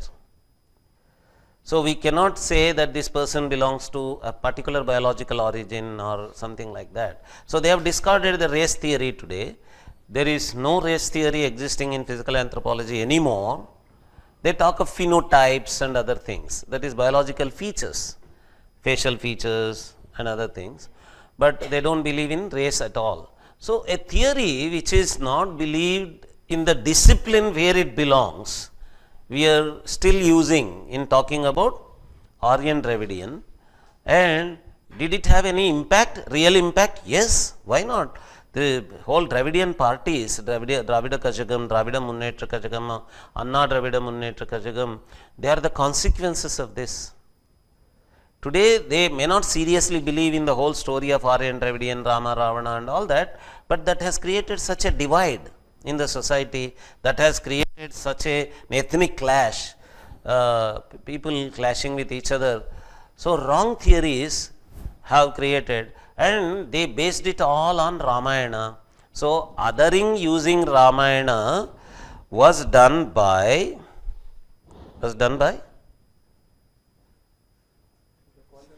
politicians, the British, but Ramayana by itself never did that. Right? Simply understanding, actually Ramayana othering and Mahabharata brothering is exactly the reverse of what has actually happened. Ramayana brothered Kuha. Ramayana brothered Shabari. Ramayana brothered even Vibhishana, who comes from Asura community. Ramayana brothered Vanaras. Right? In Hanuman Chalisa, what do we recite regularly? That Rama brothered Sugriva. Right? And Rama brothered Hanuman. He embraced Hanuman. This is what we say in Hanuman Chalisa, right? That is what Tulasidas wrote in Hanuman Chalisa. We keep reciting. That is how we believe. Rama brothered everyone. He brothered Guha, he brothered Shabari, he brothered everyone. Brothering was happening in Ramayana. That is how we understand. And othering happened in Mahabharata actually. Brothers got othered. Own brothers, cousins fought with each other. So, when a common Indian looks at this statement that Ramayana is othering and Mahabharata is brothering, they get confused. What is this? I know that Bharata is othering, Ramayana is brothering, but this fellow is completely reverse. इसकी बुद्धि तो उल्टी चलती है ना? ये क्या बोल रहा है? महाभारत में क्या हुआ? Brothers got othered from each other. Why othering of brothers takes place? There also, that othering is not a political othering that Sheldon Pollock is talking about. There also, it is not an ethnic othering. There also, it is not a caste othering, or there also, it is not a religious othering, Muslims, Hindus, nothing of that sort. What is happening there is, it is showing how personality clashes can other even brothers. How different kind of understanding can create clashes within the same family. So, how not to get such clashes even within a family, Mahabharata is showing. So, it is showing othering as a bad example. It is saying, don't get othered like this. Just as Pandavas and Kauravas got unnecessarily othered from each other, it should not happen with you. How to do that? What kind of personalities are necessary for brothering among brothers? That is what Mahabharata is teaching us. That is how we understand that. See, ultimately, anything has to be counted on the basis of how we understand that. If someone comes and says, no, that is not what is there in Ramayana, in what way does it matter for me? The way I understand is what matters. The way it has been understood for centuries, the way it has been understood for millennia. Millennia means thousands of years. Millennium is 1000 years. When we say for millennia, it means for thousands of years. For thousands of years, we have understood these books that way. What matters is the way we understand that. In the case of Shivalinga also, this is what I tell people. Some people say, no, it is truly male genital organ only. Phallus, Phallus, phallus means male genital organ. They say that Shivalinga worship is phallus worship, male genital organ worship, they say. It's absolute nonsense. I will, if time permits, on some day I will show you all the logic about how that kind of wrong understanding entered. But let us say, for the sake of Purva Paksha, just for the sake of argument, for the time being, let us agree that it was once upon a time male genital organ that was worshipped as believed by these people. But today, show me one person in India who believes that Shivalinga is a male genital organ. Is there any person who believes? No worshipper believes. So, what matters is how is it being taken by the practitioners? How is it being taken by The actual believer is what matters. In what way does it matter? How it was believed in the beginning. Okay? For example, in your house, there is a rod. That rod you are using to pounce material in your house, make pieces out of seeds and all that. After some time, you came to know that that was originally a rod that was used in a jeep, that was used by the British. Then would you throw it away and say, hey, no, this has to be kept inside the jeep, let me go and keep inside the jeep? तुम्हारे लिए तो वह खोदने का एक चीज है, साधन है, इंस्ट्रूमेंट है, उतना ही है ना. अगर शिवलिंग, for the sake of argument, it was male genital organ also, how does it matter for me? For me today it is Shiva, right? It is the abstract form of Shiva. It is the anthropomorphic form of Shiva. Let me introduce these words to you. Anthropomorphic, morphology, in linguistics they already introduced Rupa, right? Morph means Rupa. Morphology is the study of Rupa, Swarupa. Okay? So, anthropos means human being. Anthropology is called anthropology because it is the study of human being. Okay? So, anthropos means human being. Anthropomorphic means in the form of human being. So, images of gods, pictures of gods or sculptures of gods, images, forms, visual forms of gods which are in the form of human beings are called anthropomorphic images.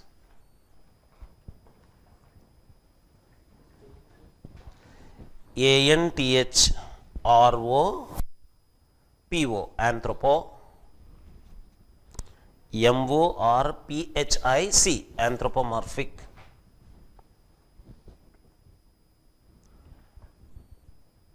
Followed? Anthropomorphic image. Image means visual form. Visual form means drishya roop. Okay. So, anthropomorphic image of a god means the human form of the god, human figure of the god, the human figure that we give to gods and goddesses are called anthropomorphic images. This Shivalinga is an ananthropomorphic. Ananthropomorphic means not anthropomorphic. That is, it has no human form. Right? So, Shivalinga is अरूप की रूप है ना, निराकार, निराकार आकार है. That is how we are taking today. Even if it were to be some time ago, some phallus, how does it matter to me today? Right? One Poland professor, Indology professor, in one of the discussions he told me, it seems his wife came to India, and when she saw that Abhishekam was being done on Shivalingam, she saw and felt very, very disgusted, nauseated. She felt very bad. Oh God, male genital organ, they are doing this. Oh, and she went away and all that. I said, there are other women standing in the same temple. They do not get this feeling. Why? If all the women standing in the temple also have the same impression that male genital organ is being done Abhishekam there, they would have also got disgusted. They do not have that. They are looking at that to be Shiva only. The Nirakar Roop of Akar. Akar of Nirakar. So, they are with bhakti, they are able to worship. Only your wife got this, that is her problem. And that problem in the mind of your wife has been created by you, the intellectual. You gave her the whole story that it is actually, originally, it is male genital. Why? This problem came from your historical knowledge. You created that, your history unnecessarily spoiled her mood. Right? So throw away that subject, history, because it is unnecessarily spoiling the mood of these women when all other women are not able to see, only she is able to see that. Right? And then nauseating, disgusting. You can get disgusted everywhere. If you have the capacity to get disgusted everywhere, what can we do? Right? We are not responsible for you getting disgusted coming to my temple where no one is getting disgusted. Probably that woman, because this man, this so-called professor, he is an intellectual, he gave wrong impression to her. But probably she wrongly, because of his impression, thought that all the women standing there also know that that is a male genital organ. But because these people are all mad people, they are not getting disgusted by looking at male genital organ worship. This is the wrong impression given by the professor to his wife. But she does not know that the audience there, the worshippers there, the devotees there are not having any impression of male genital organ at all towards Shiva Linga. They are looking at it totally in a different way. That she does not know. He gave that impression to her. You understand that? So, what is the meaning of any word today? Originally, what the meaning of that word was is not useful for us. It is only useful for an intellectual who traces the history of those words. What is the meaning of that word today is very important. Yaugikartha could be useful for research purpose. Pankaja is something that comes from mud. Right? So every time you use the word Pankaja, do you take Rudhartha or Yaugikartha? Only Rudhartha. Pankajakshi, who has eyes that look like coming from mud.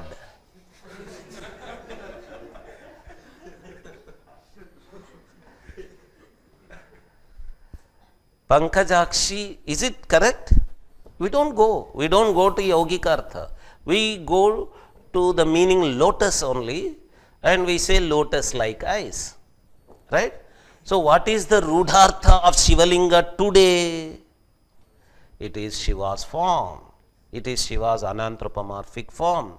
Even if it were to be Yaugika, from a Yaugika point of view, even if it were to be male genital organ, it is not. I can prove that. Chinham. It is Linga, the Shabda Linga has so many meanings, all of you know. You are students of Tarka, and in Tarka, Linga is Hetu also, and in Mimamsa, there are 24 kinds of Linga for Tatparya. To arrive at Tatparya, 24 kinds of Linga are required in Mimamsa. So we have there are many. Linga is the basis, index of Chinha of understanding, and Linga is Chinha. Actually, many of you told me that Linga is Chinha. It will be interesting for you to realize that linguistically also, etymologically also, Chinha changed into Linga. For example, I will tell you, the word language comes from the word lingua, Lingua, lingua. In Latin it means tongue. Lingua, lingua. In Latin it means tongue.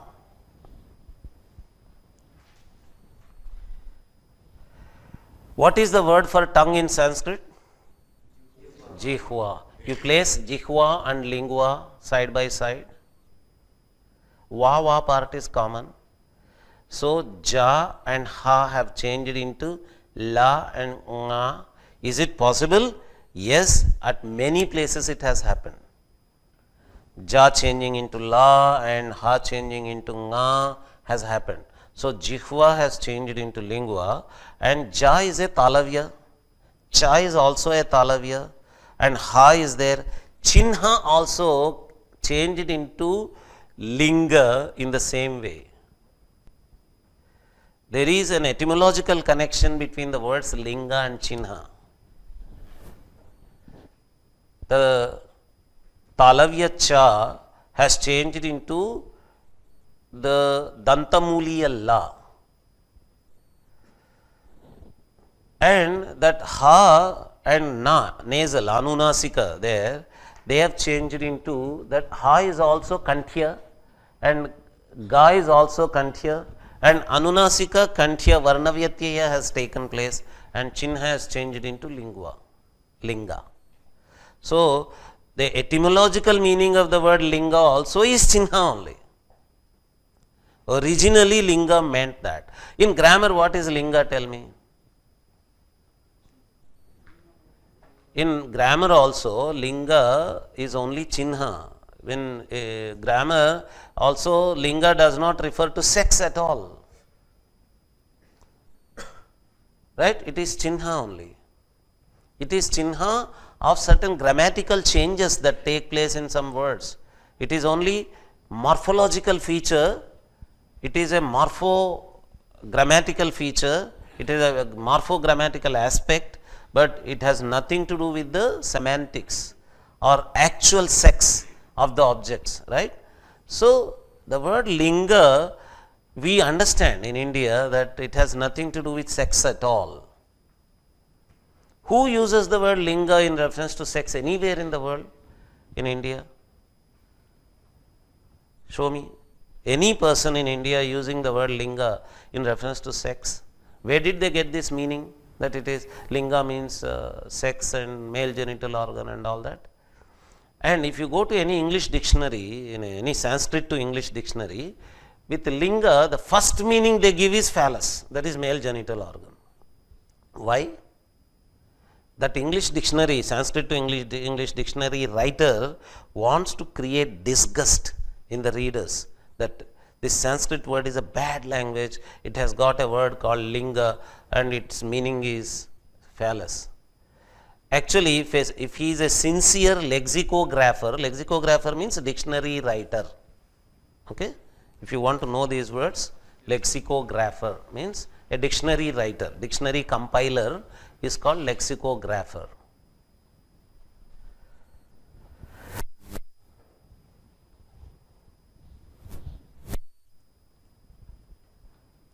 So, if anyone wants to be a good lexicographer, he has to document all other meanings of Linga before giving this so-called meaning that they derived during modern period. This historical meaning they derived is not there in the books, right? I am compiling a dictionary. When I compile a dictionary, what I should do is, I should collect the meanings from Mimamsa. What is Linga in Mimamsa? What is Linga in Nyaya? What is Linga in other books? What is Linga in Ramayana? Then I give all the meanings. At the end, maybe I can add that nowadays, in modern period, historians are believing that Linga could be phallus or something like that. But what they are doing is in dictionaries, in Sanskrit to English dictionaries, very first meaning they give phallus. Why they do that is to create disgust in the readers. They don't give the other meanings of Linga. But any Indian knows that the other meanings of Linga are more important than this meaning, and no Indian believes in this. For example, there is a whole community in Karnataka called Lingayats. You know that?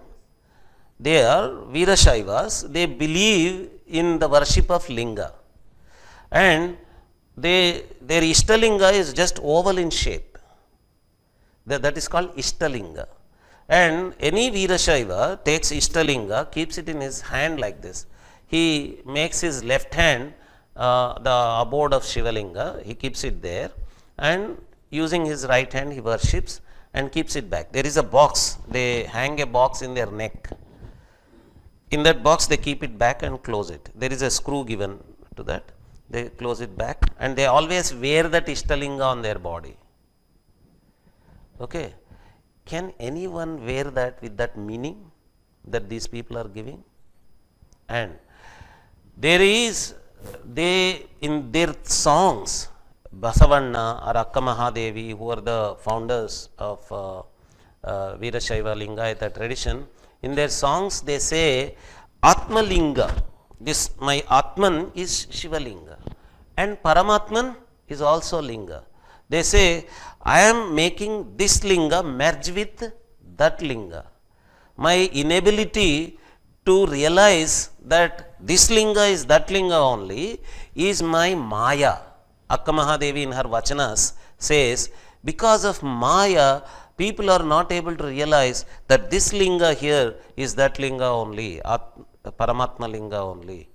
So, with that kind of interpretation in 12th century, both these belong to 12th century, they have written so many lyrics, so many Vachanas, so much of literature, so much of books, and all the Lingayat community all over Karnataka, with that kind of understanding only they worship Shiva Linga. Right? How can these people say that the whole community, such a big community of India, who are such a dedicated worshippers of Shiva, are worshipping something like that, male genital organ and all that, such nonsensical thing, right? And they have to document the meaning that is being taken by Lingayats. They have to document the meaning that is being taken by non-Lingayats also if they are worshipping Shiva Linga. So, lexicographer has to only document. You understand? Lexicography, that is dictionary compilation, means documenting meanings, not creating meanings. Okay. There are dictionaries like Chambers Dictionary, English dictionaries. Among English dictionaries, there is one famous dictionary, Chambers Dictionary. Many dictionaries give you word origin. But when they give word origin, what they do is, they give contemporary meanings, current meanings of the word as the first paragraph. Towards the end of the paragraph, they give the word origin. So, if they want to give male genital organ as the original meaning of Linga in a Sanskrit to English dictionary, what they should do? They should give all the Nayayika meaning, Maimamsaka meaning, and all the usage meanings and Lingayat meaning and every meaning in the first part of the paragraph. Towards the end, as word origin, they might give it is originally meant, it is wrong only, wrong etymology only, wrong word origin only. But if you are such a fool to believe in that word origin also, that word origin has to be given only at the end of the paragraph. Wrong word origin, absolutely wrong word origin. But if you are a believer in that word origin, give it at the end of the paragraph. But not in the very beginning. The story that you created about it, you want to give as the first meaning of the word. Nonsense, right? It's not a healthy lexicographical practice. You are not a good lexicographer. Okay? You are not a good dictionary compiler. See, students sitting in this university, we should not be depending on dictionaries. We are dictionary creators. Is it not? How many of you want to consult a dictionary for meanings? No one. Don't consult dictionaries. Because you are capable of creating your own etymologies. You are capable of arriving at the analysis of words. And you are capable of arriving at the semantics, that is meanings of words from the Kavya Prayoga itself. Your teachers here have created such an ability in you that you don't need a dictionary at all. If at all you consider consulting a dictionary, you consult it to see what is he saying about it. What is the opinion of that lexicographer? Did he cover this word in the book or not? Is this word covered by Opta's dictionary or not? Monier-Williams dictionary or not? MacDonald's dictionary or not? If you are interested in just as a research, if you want to know whether they have consulted, they have covered this word or not, look at it, but don't take its help. You don't need that help at all.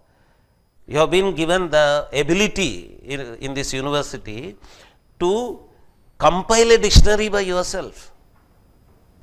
You can compile your own dictionary. You have that capability. Don't go to these dictionaries. You are lexicographers. Who are you? Among many other things. You have many other capacities. Among many other capacities, you have the capacity of becoming a lexicographer also. You can create your own dictionary. And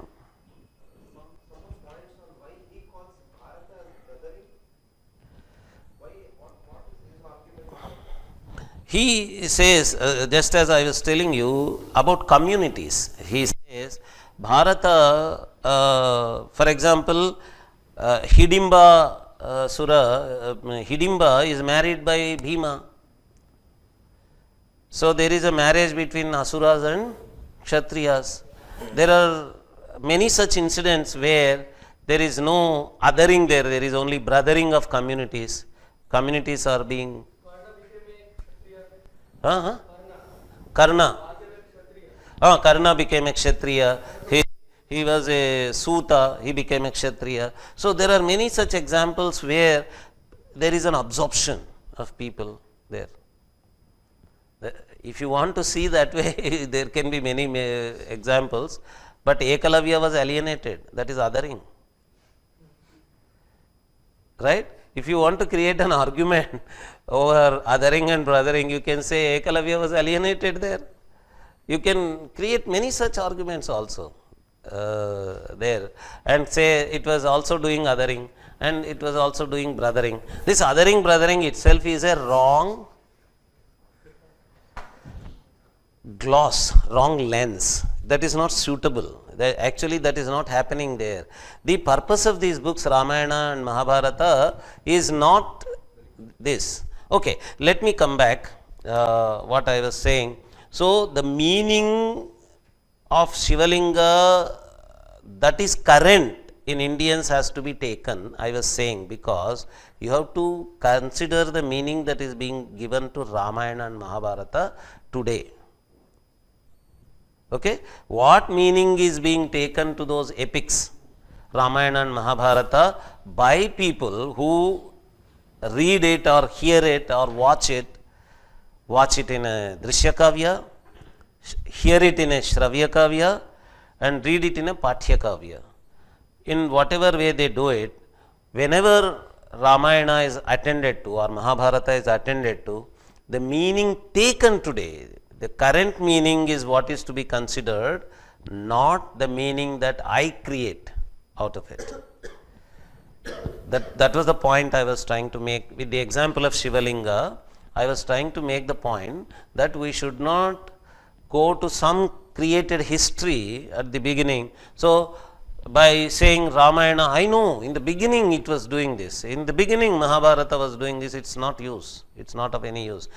Actually, those created meanings are also false meanings, but going to created meanings is not the correct methodology. It is not a correct approach to approach these books.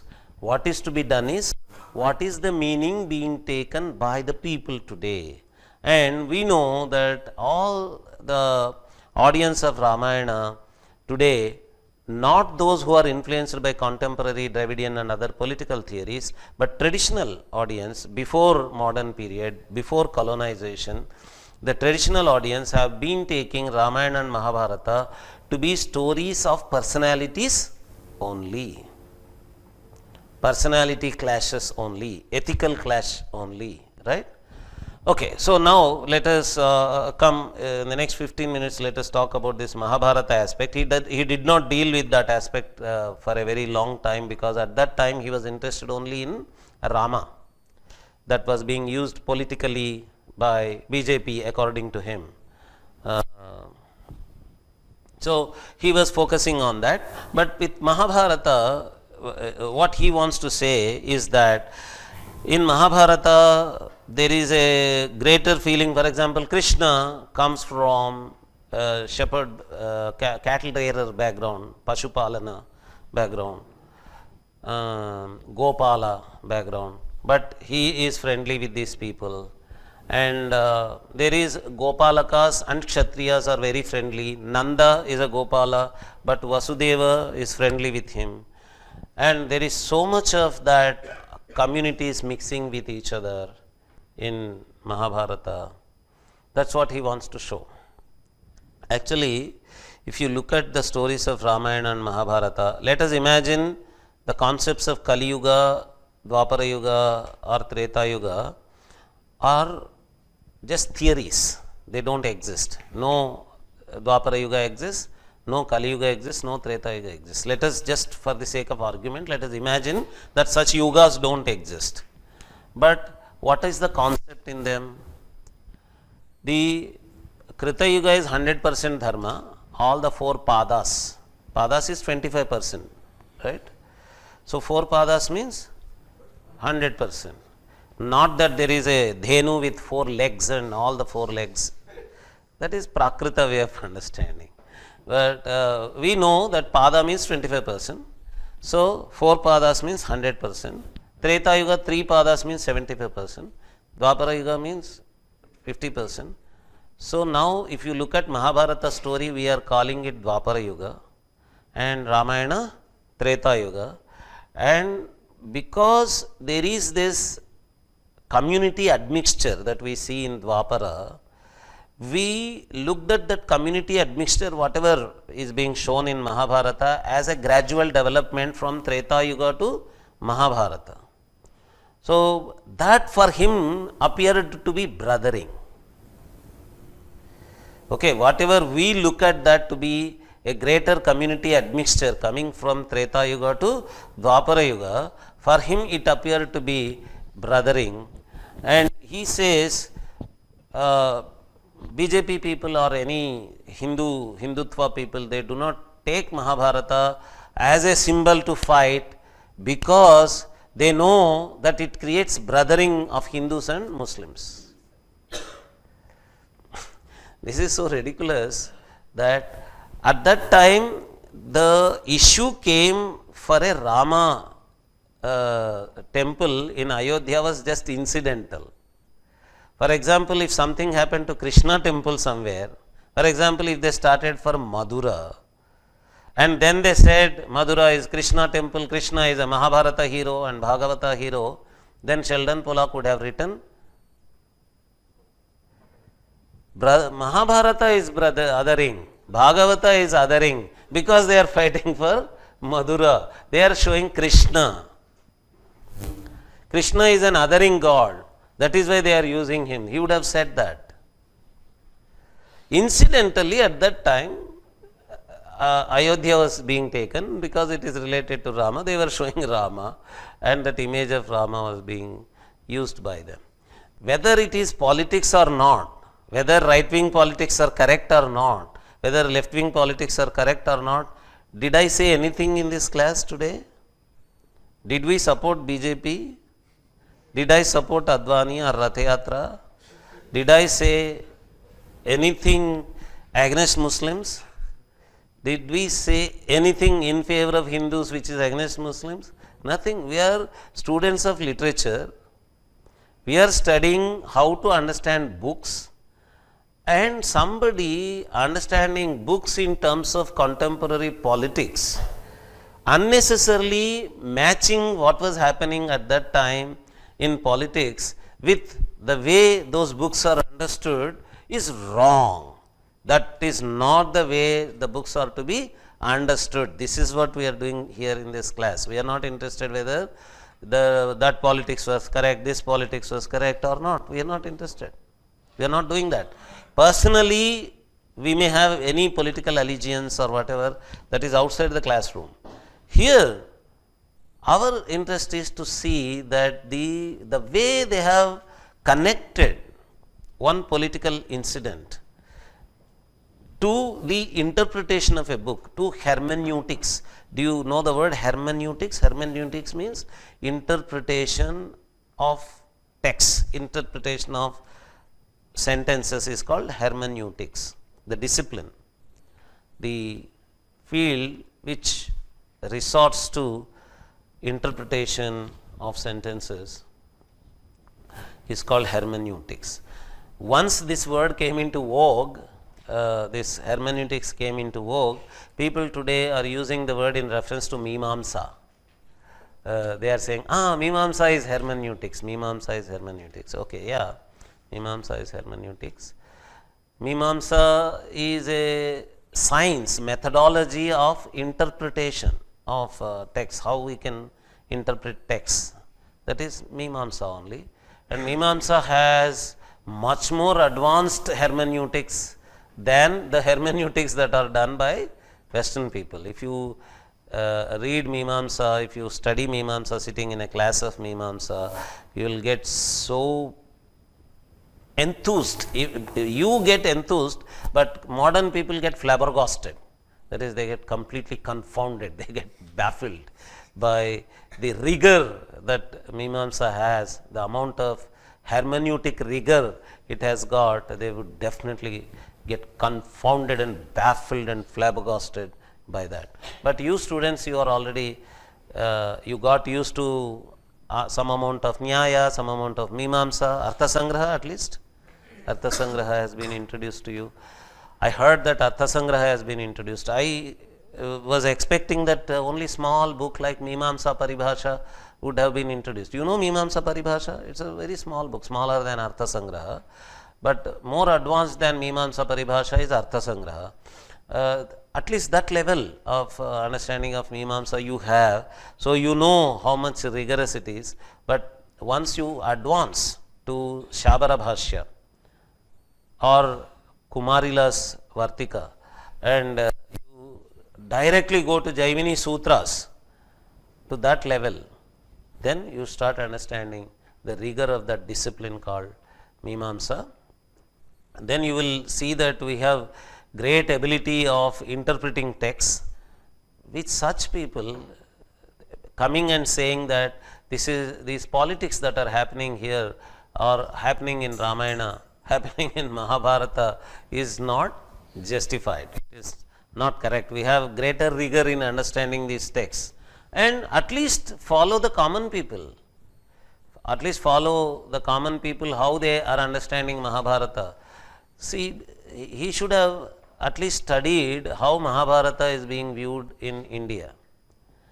Recently, now after getting such a bad name for his Ramayana interpretation, recently when journalists interviewed him, he was saying that I am a good scholar of Sanskrit. I thought people would respect me in India, but now I have got a bad name in India. All because I said things about Ramayana. I did not know that in India they carry such a great respect for Ramayana and Rama. I did not know, he said. He should have known. What he should have known is the meaning that Ramayana has among people.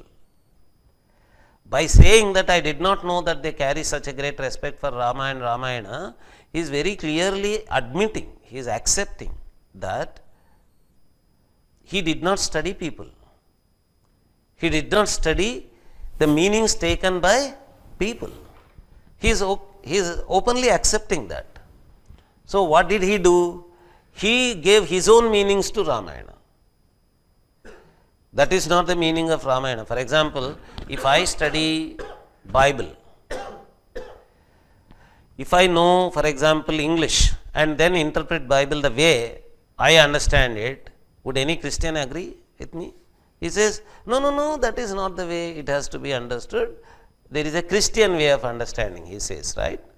And can I take any meaning to Homer? I will give you some names. Homer is a Greek poet. Yes, Iliad and Odyssey. So, if I understand Homer the way I like, would they agree? I should understand Homer from Greek culture, from that Greek culture, and if the Greeks continued in that culture, in that classical culture, they are eligible to tell me that you should not understand Odyssey this way or Iliad this way, this is the wrong way of understanding. Unfortunately, they gave up their culture. They gave up their polytheistic culture which exists inside Iliad and Odyssey. Today they are Christians. So they themselves are not capable of understanding Odyssey and Iliad the way it has to be understood, because they lost that culture. But fortunately for us, we continue in that culture. We continue in Ramayana culture. We continue in Mahabharata culture. This is what I wrote in one of my responses to them. The library to which Rohan Murthy donated his millions of dollars, I did not tell you that Rohan Murthy, after getting impressed with Sheldon Pollock, he made Sheldon Pollock the chairman of a library, Murthy Classics Library it is called, and the program in that is translation of Sanskrit books into English. He made Sheldon Pollock the chairman of that and gave hundreds of crores of rupees to that project. That is, he gave this young boy, Sheldon Rohan Murthy, son of Narayana Murthy, gave hundreds of crores of rupees to him. And then many Indian Sanskrit scholars wrote letters. They made a petition to the Murthy family, Narayana Murthy family, saying, please withdraw that money from them, make some Indian Sanskrit scholar the chairman of that committee, and make Indians only the translators of the books, because these people have openly expressed a negative opinion about Ramayana already.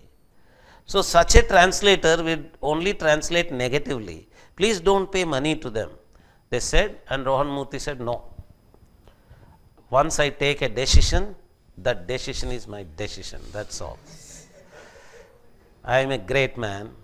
So once I take a decision, I stand by my decision. And he took a wrong decision, and people alerted him also that you have taken a wrong decision, right? His argument is that you should have told me before I took this decision. But how can I know? For example, one of you lands into a very dangerous area getting into a train, and then you call up your mother and father and say, oh, I landed up into a dangerous area here.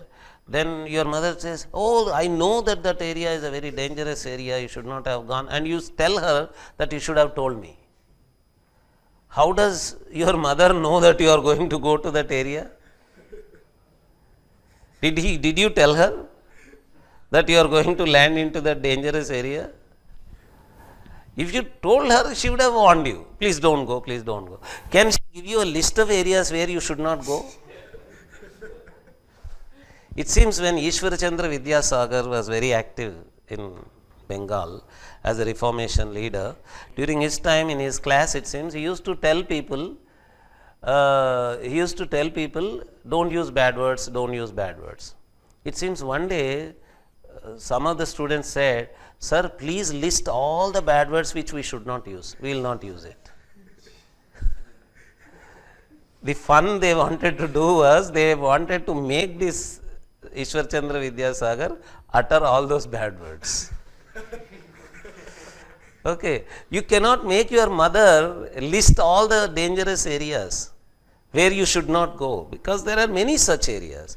So this Rohan Murthy landed into such a dangerous area. Then he started saying, you should have told me. You should have told me that I should not do this. I should not give it to Sheldon Pollock. Now I have given, I cannot go back. And he also said that they are capable. You are not capable. You are only Sanskrit scholars. You do not know English. You are not ambidextrous. Ambidextrous, you know the word ambidextrous? The word Savyasachi we use in Sanskrit. It has an equivalent in English, ambidextrous. You know the word Savyasachi in Sanskrit? You can use right hand and left hand, right? So that is ambidextrous in English. Ambidextrous. Ambi means both, two. Dexterous means skillful. Ambidextrous means skillful in both the hands. Savyasachi.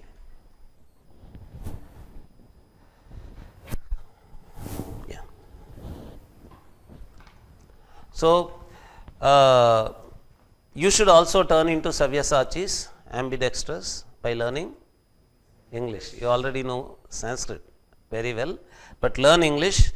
There are many ambidextrous scholars in India today.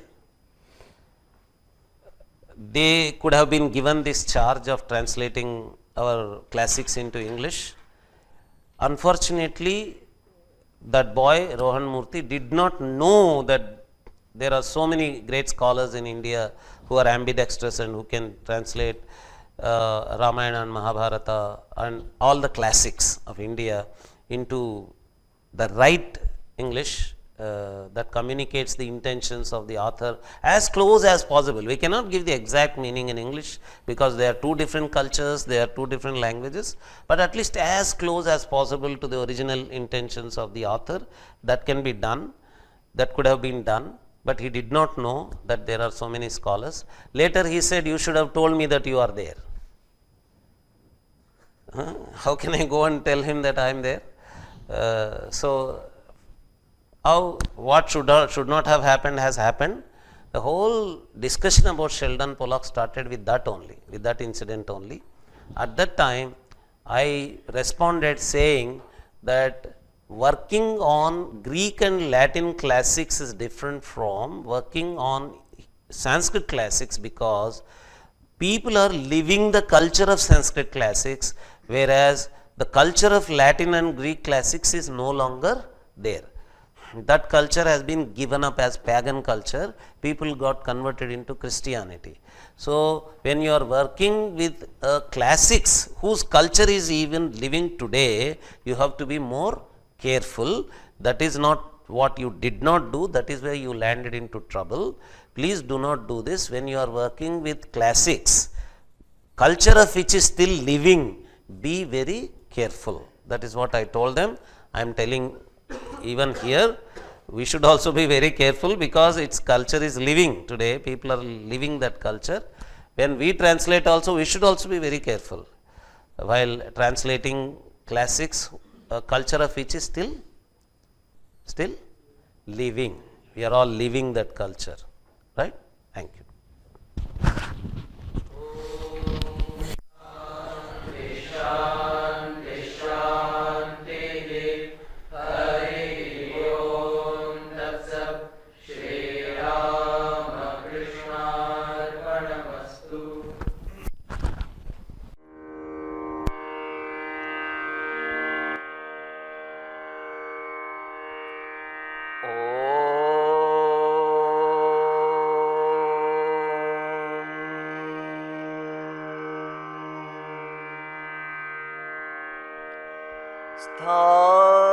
स्थापकाय च धर्मस्य